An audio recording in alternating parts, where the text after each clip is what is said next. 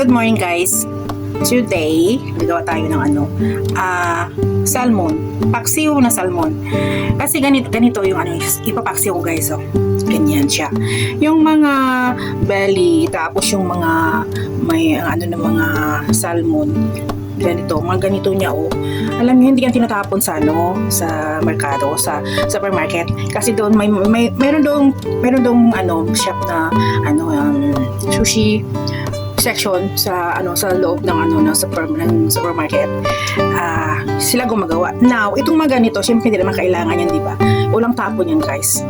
Pinapak nila yan, tapos syempre binibenta nila, ganyan no. Sarap kaya nito.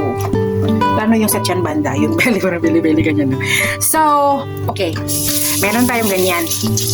Then, meron rin akong talong dito. Talong namin mahaba. Ito yung pinili ko. Yan siya. Tapos may dalawang sili. Tapos naglalagay ako ng bawang. Gusto ko eh. Tapos siyempre luya o ginger, di ba? At ang ating dato puti na suka. Okay. Maya lutuin natin to, and then later siyempre ipapakita ko sa inyo yung pagluto na siya, diba, pagkulo-kulo mamaya. So ito na nga po, siyempre ilagay na natin yung ating talong, diba, talong.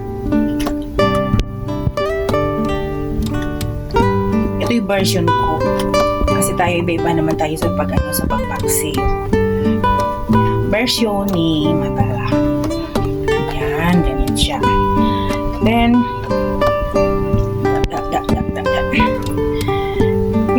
yung sili ko, ganyan lang siya. Kasi po, mayroon kami kasama na hindi siya mahilig sa sili. Kasi pag hiniwa ko yan, medyo maanghang. Pero mamaya, ang gagawin ko, kukuha na lang ako ng portion para sa kanya. Then, hihiwain ko din. Tapos dagdagan ko ng sili na yung maliliit, yung para nabuyo. Kasi ako mahilig din ako sa sili. Then after that, yan natin na suka. Yan. Ating dato puti. Oh. Gusto ko yung maasim na maasim. Gusto ko na asin.